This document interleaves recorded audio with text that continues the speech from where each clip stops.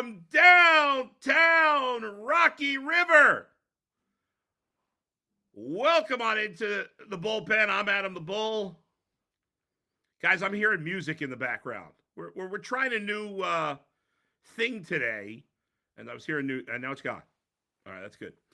Lot to get to in today's live episode of the Bullpen with Adam the Bull, brought to you by Bet Rivers. If you're not using the Bet Rivers app, what are you doing? Or the website, whatever you want to do. A lot of great options. Baseball, of course, still going on. I'll have a parlay for you tomorrow. The NFL season is here. Preseason games tonight, tomorrow, Saturday, and Sunday. The regular season begins with the Thursday Night Football game 2 weeks from today. We've got a Friday opener, Sunday games, Monday Night Football, and we got you covered. Tennis, there's a big women's WTA event in Cleveland, which I'll be honest, I didn't know anything about. And I spoke to Dustin Fox this morning, and he's like, yeah, I'm not working today. I'm going to the big tennis event. I'm like, what big tennis event? He's like, where you been? Anyway, apparently there's a big women's tennis event downtown Cleveland. I didn't know anything about it. I was lost in the soup on that. So whatever you want to bet on, we've got you covered at Bet Rivers. Now, if you want to send a message to me, you may do so by going into the YouTube chat room. Kyle says it's going to be a great show today. I hope so. Browns 2024 says, hey, Bull. Hey, Browns 2024. Hello to you, Albert, as well. Go Bull, beyond beautiful day. Red Right 88. It is a gorgeous day. We've had very nice weather the last few days. It's been cool. It's been lovely. It's going to get hot again tomorrow. We're going to be in the 80s again for at least the next 8 days starting tomorrow. This week has been nice, cool, and comfortable. If you have questions, if you have comments, hey, Ronald, I will respond to your questions or comments. Just pop them into the YouTube chat, and we've got you covered. So, as I just mentioned, the football season is here, right? The unending, well, I shouldn't say, it used to feel unending, not anymore. So we're down to 3 games. So, but between training camp and the preseason, we get excited for the start of training camp. It's just like baseball, right? I get excited for pitchers and catchers. And then after a few weeks, you're like, oh, gosh, get me to the regular season. I can't take another exhibition game. It's the same thing when it comes to football. We're excited when camps open. And then in the first preseason game, you got to hear all these dopey tweets from Adam Schefter saying, Caleb Williams with his first NFL pass. No, wrong, Adam Schefter. If Caleb Williams, I was going to say something pretty harsh. I shouldn't do that. But if Caleb Williams or whatever, if some anonymous player got injured today and never played in the NFL and only played in the preseason, they never played in the NFL. The preseason doesn't count. Drives me crazy. It's a pet peeve. It's probably something stupid to be annoyed about, but it is what it is. So, but with the season starting 2 weeks from today and the Browns playing their first game in 15 days, there's a lot to be concerned about. Now, there's a lot to be excited about, too. The good news is that when we were, I said 15 days, 17 days, 18 till the Browns opener. For much of the time I've lived in Cleveland, it was false optimism for the Browns when there was any at all, right? There was not much to be excited about. The team was never deep. The team never had a good quarterback. The team didn't really have a good coach. Not much to talk about in a positive light. You had to look and search for things. The Browns have put together their most talented roster over the last couple of years, and again this year. In fact, I would say it's even a more talented roster than it was last year, which really raises the floor for what the Browns can be. You never know. Crazy things happen. You can never say for sure on anything.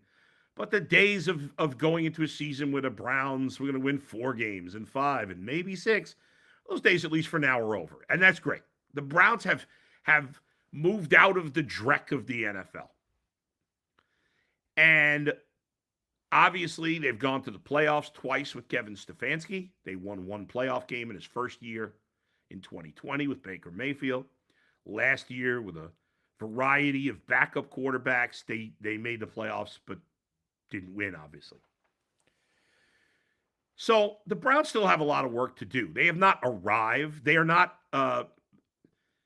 They are not a proven contender for a Super Bowl. They are a possible contender for a Super Bowl, but not a proven contender. And that's a big difference. And obviously, the biggest concern is Deshaun Watson. We don't know what to expect from him. And we've talked about that a lot.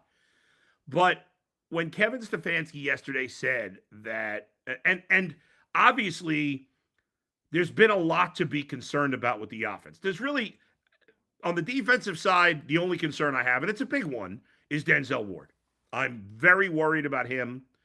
He got his 5th concussion that we know of, 3rd in the last 34 months. I don't know, how long he's going to be out for, but that's very concerning. That's a lot of concussions.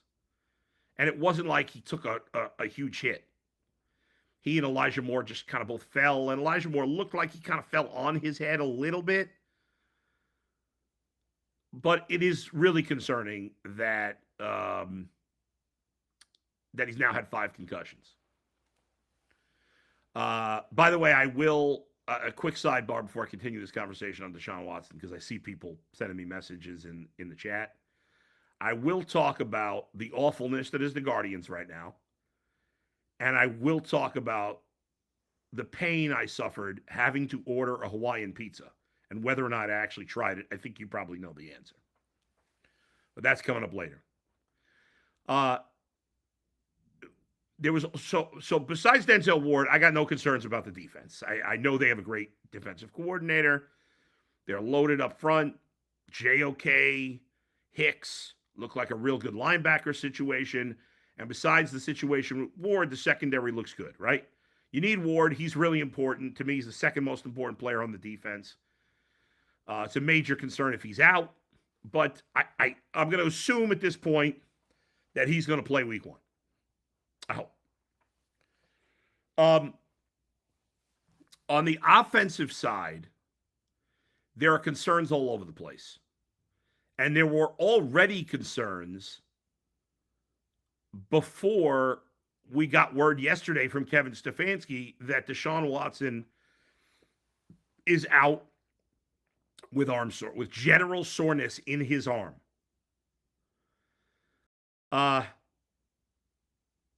When the Browns traded for Deshaun Watson, obviously I and many of you were very excited. We're to the point now in year 3 that I'm very concerned that we're never going to see the Deshaun Watson that we thought we got. And people can talk themselves into anything they want. I have to see Deshaun Watson playing at a high level consistently. And he hasn't played. Apparently, he'd barely thrown the ball for the last week. Now he's dealing with some soreness. Now, it could be a minor thing. It may not be a big deal. But with all the injuries he's had, with all the time he's missed, with all the success he's not had here in Cleveland, I think we have a right to be concerned. How could we have any faith that he's ready to play for week 1? He hasn't been on the field in a game in forever. So at this point, it's a major concern. I don't know what to expect from Deshaun Watson, even if he is healthy, which at this point I'm not sure that he is. So obviously, it's something we'll be keeping our eye on. It doesn't look like he's going to play against Seattle. Hopefully, he'll be ready to go against Dallas. But based on the information we have, I don't know how you couldn't be concerned that there's a possibility he'd miss the Cowboys game. And if that happens, it's a disaster if he starts the season unable to go. Now, hopefully that's not the case. We'll see. But right now, between that, the disaster that is the left tackle situation We don't know when Nick Chubb's going to be ready coming back from injury. There's a lot of unknowns about this offense. And you're playing a good team week one, or at least a team I think is going to be good in Dallas, who has a good defense. They're strong up front. And we know what they can do with Dak, their ability to score. Now, the Browns defense, certainly early in the season, is going to have to carry the team. They did it last year. Can they do it again? It's very hard when you have a great year defensively, as the Browns did. It's very hard to repeat that. Even you look at some of the all-time great defenses, they couldn't repeat that. And the Browns defense last year was really good. It wasn't all-time great. But even some of the all-time great ones couldn't repeat it. It's hard to do that. Because when you're relying on a great quarterback, you just need the great quarterback to still be great. When you're relying on a great defense, there's a lot of guys you need to play at a certain level. And just for whatever reason, it's just the nature of sports, it's not going to happen every year. That being said, I still think the defense is going to be really good. But and they're going to have to carry the team most likely early in the season. Let's get to some comments and questions on Twitter. In the YouTube chat. I'll save the Guardian stuff for later. I'll save Hawaiian pizza talk for later, Creative Juice. We'll get to that. Chillaxin Man. If the Browns had Deshaun Watson and Nick Chubb last year, they win the Super Bowl. I don't agree with that. I don't agree with that at all. In fact, Joe Flacco last year is, even though I think we overrated his play last year, he played better than Deshaun Watson. There was nothing in the way Deshaun Watson played last year that made me think they were going to win a Super Bowl. I hope I am proven wrong this season. Tony says nobody was beating Kansas City. They are special. They are special, but I don't believe nobody could have beat them. Browns 2024 says, I hate to say it, but for his own future, Ward needs to retire. That's a personal decision. If you saw UCSS earlier today, it's a new thing we have here on the live show.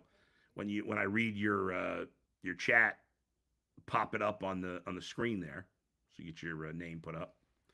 I sound like one of these. I really sound like an old guy saying that, as if nobody's ever done that before. It's never been done. That's like an old guy using new technology. I'm finally sounding like an old. Maybe I have sounded like an old guy for a while. But getting back to the comment there, I'm not going to tell Denzel Ward he should retire. Obviously, 5 concussions is a lot. I mentioned if you were watching UCSS earlier today, you heard Tyvis say that he has two guys he knows that when they had 6 concussions in the NFL, they retired. Doesn't mean that's the magic number that he'd have to. But, yeah, I mean, the fact that he now has his 5th concussion, and, again, his 3rd in less than 3 years, there's got to be at least some thought in his mind about hanging it up. I have no idea. I don't know Denzel very well. Tyvis, who knows him obviously way better than I do, said, he's probably not thinking about that. He's young. When you're young, you think you're indestructible. So I don't know if he's thinking about it. I certainly wouldn't blame him if he did. Nikki V, I hate to say it, but I've really lost faith that we will ever see the Houston version of Watson ever again. He just can't seem to stay healthy, and the problem seems to be on the mental side with him too. That's certainly a concern. I'm worried about it too. That guy was a special quarterback. That guy that played for the Texans was a special quarterback. We have not seen a special quarterback here. If you think you have, you're conning yourself, and you know it down deep. Tony says he's cooked. World's fastest fat man says you were the biggest shill for Watson, and now you want Dak. Sorry, Bull, your quarterback takes have been revoked. I don't know if the world's fastest fat man has the power, and I respect that you're the world's fastest fat man. He's referencing the fact that I said if Deshaun Watson stinks this year, I'd go after Dak Prescott since he could potentially be a free agent. Now, financially, I don't even know if that's going to be possible. I'm just saying, if Dak Prescott were the quarterback of the Browns right now, I'd feel a whole lot better about the Browns season. Because I know that when Dak's healthy, he plays great. Deshaun Watson hasn't played great in 4 years. So I don't know if he's going to play great if he's healthy. And I don't even know that he's healthy. Chillaxin Man is one of the guys who are, kidding themselves right now. He's always been great in a winner. What? He's won one playoff game. How much of a winner? 5-1 is disingenuous.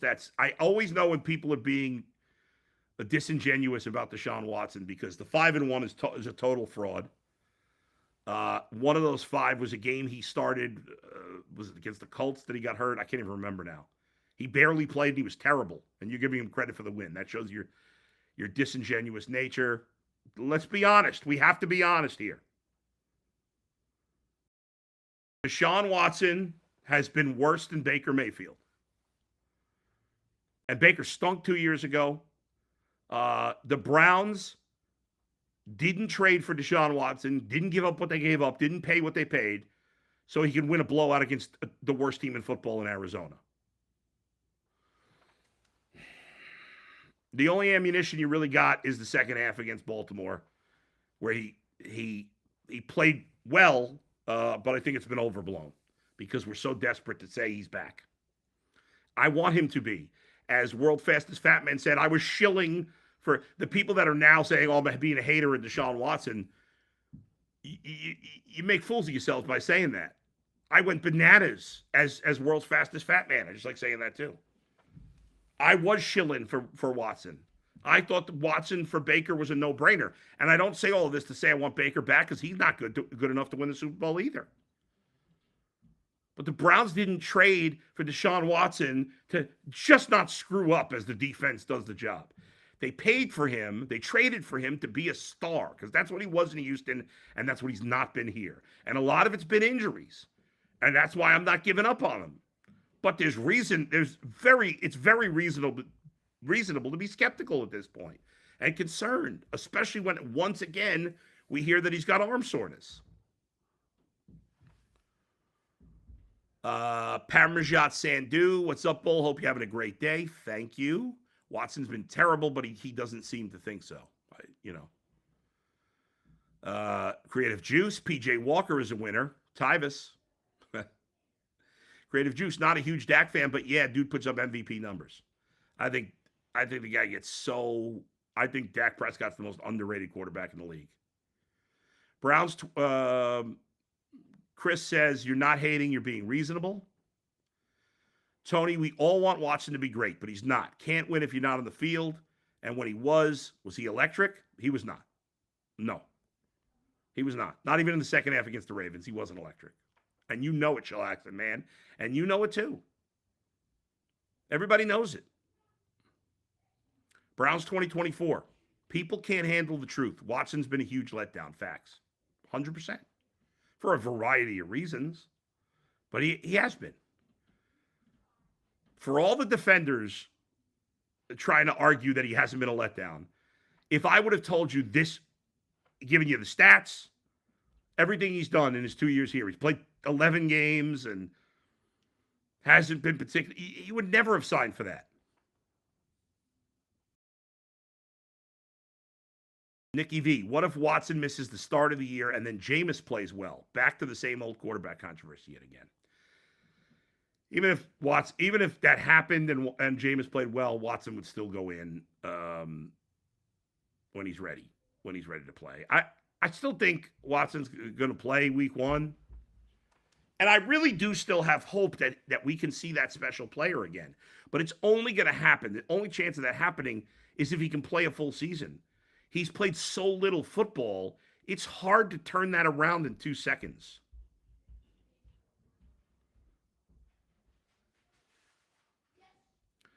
So it's a tricky situation. They're being careful with him, they're being cautious with him. They haven't played him at all in the preseason. There seemed to be some confusion between Kevin Stefanski and Deshaun Watson about whether or not he was going to play in the third preseason game. Maybe they're using this general soreness as an excuse for him not playing because of the confusion there. I don't know. Maybe he's totally fine. Maybe he's going to play week 1 against Dallas. Maybe he's going to play great. I hope so. I'm just concerned. There's a lot of things to be concerned about on the offense. Now, let me switch gears to the Guardians here. I got a and then I'll get to the pineapple or the Hawaiian pizza later. Tony says, Guardians laying another egg. Hopefully they fall out of the playoff race, because if they fall ass backwards and somehow it's going to be a bloodbath. Okay. Now, the Guardians are playing like crap. 100% agree. I'm frustrated. This front office / owner have failed to do enough to help this team for the last few years. This was the year to go all in. I screamed about it for a month. At the end of the trade deadline, when they got Alex Cobb, they got Lane Thomas. I didn't kill him. I was like, okay, I wanted more. I wanted Operation Stockpile, as G would say, but okay, at least they made a couple of moves. Well, Alex Cobb's made 2 starts, and now he's hurt again. Lane Thomas has been hideous, and now it's been over 3 weeks. Yesterday, I mean, he's striking out every time, even when, he's supposed to kill lefties. He's not doing anything. Doesn't mean he can't turn it around. Again, it's only 3 weeks and change, but they didn't do enough. And the entire lineup has fallen apart. Now, the Guardians are still going to make the playoffs, and I still believe they can have success in the postseason. The Orioles have their floor. You look at the Yankees lineup, and I know Stanton got the big hit today, big homer. Outside of Judge and Soto, who are just ridiculous, the rest of their lineup is nothing special. So it's not like their lineup's fantastic. They've got their flaws. They got bullpen issues. Guardians bullpen much better than theirs, much better than Baltimore, much better than everybody. And it's a different game in the playoffs. I am not writing this team off. As bad as they're playing, I still think they can win the World Series. But there's so much to be critical of.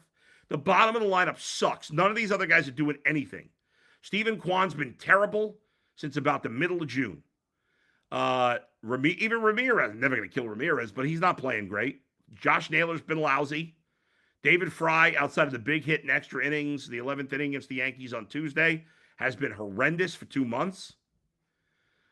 Nobody. Freeman, Schneeman, all the Emans, they've all sucked. They've all been terrible. John Kenzie Noel's hit a few big home runs. He swings at everything. He reminds me of some of the other guys we've seen, Fran Meal and Oscar Gonzalez. He's going to hit some home runs, but it's to the point now, like if I'm a pitcher, I'm never throwing him a strike.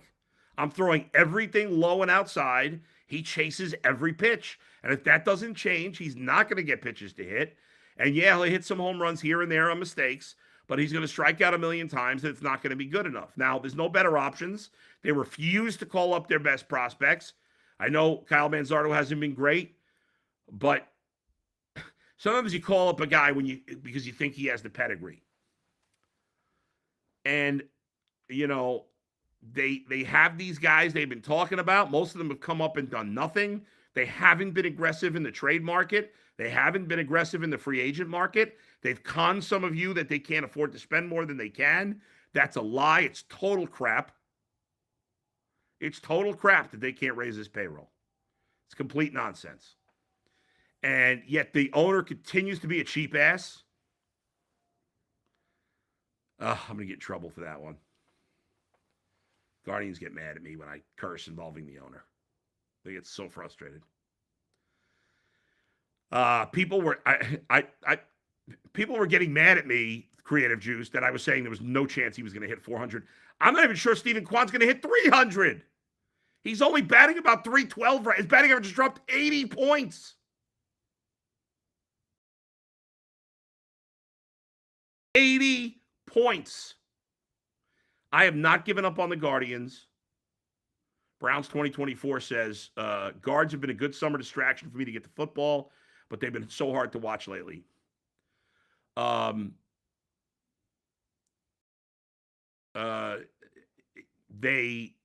have been terrible to watch lately after they were so much fun. But I'm not giving up, and I hope they could get back on track. It's the first time I've really been nervous about the team all year. I still believe they're going to win, make the playoffs, but the division is very much in jeopardy because Kansas City and Minnesota are playing much better again. No, Browns 2024. Nobody will ever hit 400 again. Never. It's never going to happen. No chance. Nikki V, LOL, what do the Guardians say to you if you curse about the owner, and how do they communicate with you? I'm not going to say that. I'm not going to tell you, but it's happened a couple of times. It doesn't really, You get caught up, you get angry, you say, I'm going to just say whatever I want. I listen, whatever. If they, it's fine. It's not my fault the owner's cheap. The owner's cheap. He doesn't spend enough money. Now, the people that work for him love him because he lets them do their job. I get it. I'm not saying he's a bad human being. I'm not saying the owner's a terrible guy. He takes care of his people, and that's why they love him. And I get it. But he's horrible because he doesn't spend enough money. He's not accountable to the fans. He doesn't care. I mean, no owner cares about the fans. They pretend to, and if they spend money, we think they do, but they don't. They only care about making more money for themselves. The Guardians' payroll's a joke. They should have improved the bottom of the lineup. They didn't. And now they're paying for it. Because right now the lineup is an absolute freaking disaster. And that's frustrating. As frustrated as I am with the Guardians right now, I still think they'll get back on track here. And I still think they have I thought the division was in the bag.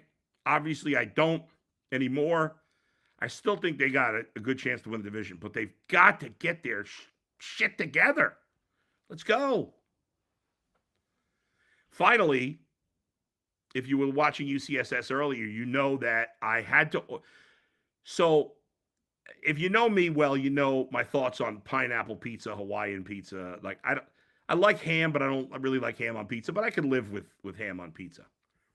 And you see this from Creative Juices. I'm just here to talk Hawaiian pizza. So we have some guys working on our house in the backyard. I'm doing some stuff, a bunch of things. And they've done a great job. They've been here 2 weeks. Today's probably the last day, although I guess there might be some finishing touches tomorrow. And so I said to the guys yesterday, hey, I wanted to buy you lunch tomorrow. I said I was going to get them pizza.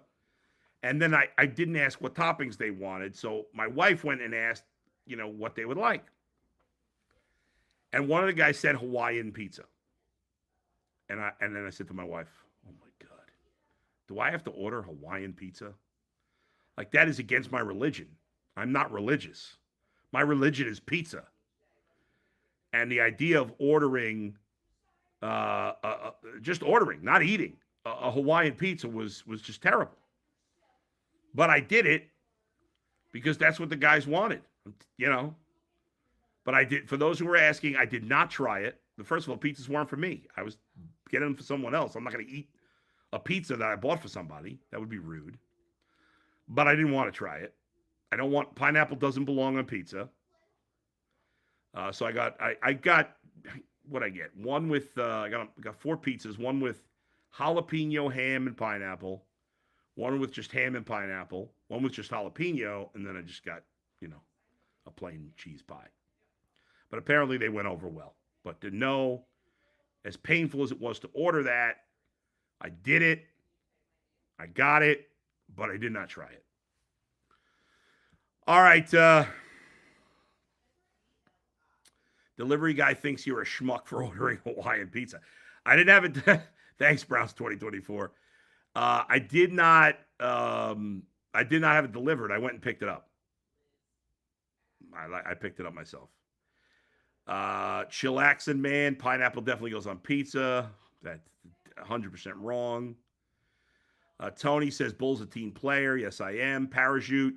Yes, pineapple by itself is great, but not on pizza. Agreed. I love pineapple, but not on pizza. Did the Creative Juice, did the pizzeria say, wait, is this a prank caller? This is not Adam the Bull. What's funny is, I'm sure the people at the pizzeria had no idea who I was, the woman I was talking to. But when I walked into the pizzeria, there was a guy who walked in after me. He's like, Bull. And the guy was a big fan, nice guy, and I appreciate it. He was eating at the restaurant next door with his wife, girlfriend, I don't know. But thanks. Always say hello if you see me. It's always really special when I meet fans. So thank you. Let's see. Chris, now you're going to get Hawaiian pizza coupons in the mail. Oh, please, that would be the worst. Creative Juice, I can't bring myself to pay for delivery either. I get delivery, but I was driving home from the TV studio, so I was like, I might as well pick it up, but no point having it delivered. Not that I'm against delivery. Red Right 88, my daughter's boyfriend is Hawaiian, and he won't eat Hawaiian pizza because he's smart. So there you go. All right, thanks everybody for jumping in the chat today. Thanks to Andrew and Max for producing. Thanks to all of you for watching and listening. Please hit the subscribe button. Please hit the like button. I'll talk to you. Detroit style pizza is fine. It's all right. I don't even buy that it's really a style. It's really New York Sicilian pizza. Thanks, everybody. Thanks for watching. Thanks for listening. I'll talk to you next time. Where else but right here in the bullpen with Adam the Bull, brought to you by Bet Rivers. See ya.